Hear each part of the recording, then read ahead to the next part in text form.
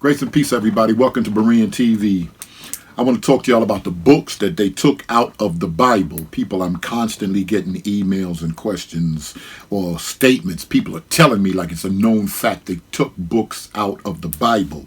And somebody recently linked me to a Phil Valentine video. And he's talking about Christianity and how he's exposing Christianity. But in all actuality, there was a process in the way the Bible came down, what we called biblical transmission, and what became canon. Canon is just how we measure our faith, the rule of faith. And trust me, y'all, I have a good idea about the Nicene Council. I have the councils, the canons that came from the council. I have Eusebius and other historians that wrote during that time, before and after Socrates, scholastics and different on church history and different people speaking on the subject of the council. A lot of people like to make assertions about the Nicene Council, and they get it totally wrong. The truth of the matter is, if you're really serious about it, spend a day in the library. I challenge you, spend 4 hours in the library and just do a little research. If you know how to research online, just not Googling, you can deal with e-library and different other scholarly sites. Even if you pull up something on Wikipedia, go all the way down to the bottom and you can look at references and sources, and you can get scholarly journals and books on the subject, even at the bottom of Wikipedia. And a lot of people don't know how to do that. They just follow certain people and conspiracies and certain things that were said. For the record, the Nicene Council had nothing to do with picking books of the Bible and biblical development, as far as the development of the canon. When we start dealing with the Old Testament, when you hear the apostle, when you hear the Lord speaking about the law, the prophets, and the writing, that's basically the canon of the Old Testament, or the Hebrew Tanakh. And we discuss things like this in Sunday seminary, and we're going to get deeper into it. But when you hear people talking about the Gospel of Mary and the Gospel of Barnabas, which is different from the Epistle of Barnabas, people in the conscious community have simple things confused. I meet Muslims, they have simple things confused. They don't know the difference between the Epistle of Barnabas and the Gospel of Barnabas, and they're two different things that come from thousands or over 1,000 years, 800 years apart from each other. But people don't know that. So I'm going to try to share some things with y'all. When you start hearing about the Gospel of Peter and all of these other books that we consider non-canonical books, the way the books were developed, they had a criteria. There was a criteria that the bishops and the church fathers set up. And one of the criterias were, is this book widely accepted? That's very, very important. Is this book widely accepted? And that's one of the qualifications to make the book what we considered canon. It's not like they forced the book. Constantine forced books on people. Constantine had nothing to do with this. Or how was this book looked at? Let me give it to you in another way.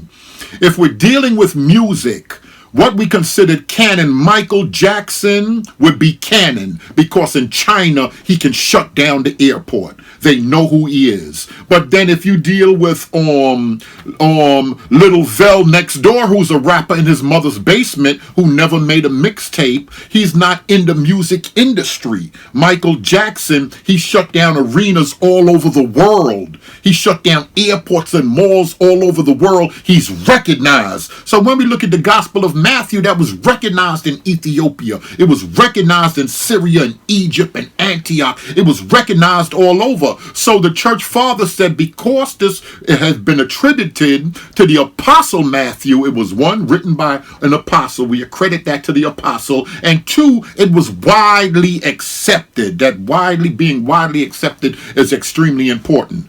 And or somebody else, let's just say Mariah Carey or somebody that's recognized. Books in the Bible that were totally recognized were accepted into the canon. Now you may have other little rappers, like I said, the guy next door, he's in the studio in the basement, he never made a mixtape, but people in his high school know who he is. So we have certain books that did go around that a few people knew they had in a little village here and there, but it never gained any footing. It didn't have wide acceptance, and that's one of the main things. Was it written by an apostle or someone close to an apostle? Two, the second thing is, was it widely accepted? This is no conspiracy stuff. We know this from history. Was it widely accepted among the people?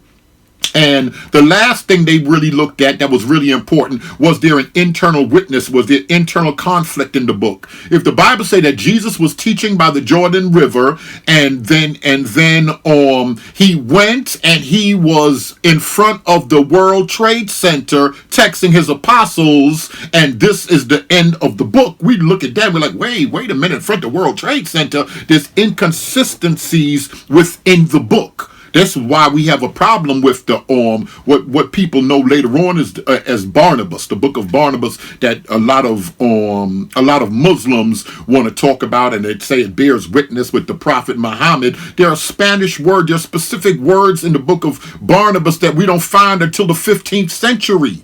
I can't put in Jesus' mouth, chill, I'll meet you later on, I'm coming down the highway, I'm stuck in traffic. I can't put that in Jesus' mouth because that comes from a different time period. There's words inside the book of Barnabas that comes from a different time period, and it looks like the 14th century, let alone the manuscript evidence. So there's a reason why we have certain books that are in the canon and certain books that are outside of the canon.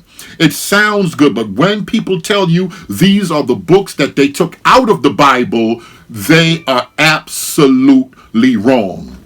Now, I have Hebrew Israelite brothers that want to talk about the canon, and they want to talk about the Apocrypha being between the Old Testament and the New Testament, far as 1st and 2nd Maccabees, 1st and 2nd Kings, and they claim it was in the 1st King James Bible. You have to understand how the King James Bible was developed, and you have to understand Jerome and the Vulgate, the Latin Vulgate, and was that considered canon on the same level? Was 1st and 2nd Maccabees considered on the level as the book of Genesis and the book of Psalms? No, it wasn't, and it never has been. Even when it was translated and first put in the King James Bible, in between the Old and the New Testament, it was considered deuterocanonical or second canon or separate canon, but not on the same level, and it's just recommended reading. So if you go to seminary, you're in Bible school, you're a heavy Bible teacher, they're gonna quote out of the Apocrypha, 1st and 2nd Maccabees and Ezra and different things. So that's important for y'all to know. I just wanted to bring a little bit of this out. Y'all sign up for that Sunday seminary,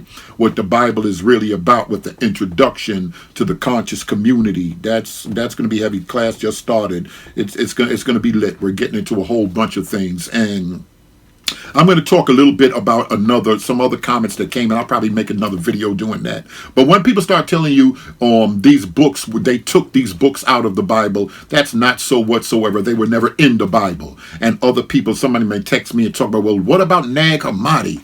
Those writings that were found in 1945 in Egypt, outside of Cairo, Egypt. When we deal with the Nag Hammadi writings, those were never considered Christian writings. Those were esoteric writings, basically. Those were people that followed a secret doctrine, and they used the secret doctrine teaching the Bible, basically. So they wrote something for themselves. The Gospel of Thomas was considered one of those writings, and they're just 114 sayings. There's no narration in there, and they were totally different. And they come from the Gnostic community. And if you really do a history into it, the Gnostic community was really jumping in 150, way after Nero, way after the church was already jumping. It was jumping in 150, between 150 and 180. The Gnostic teachings were very, very strong.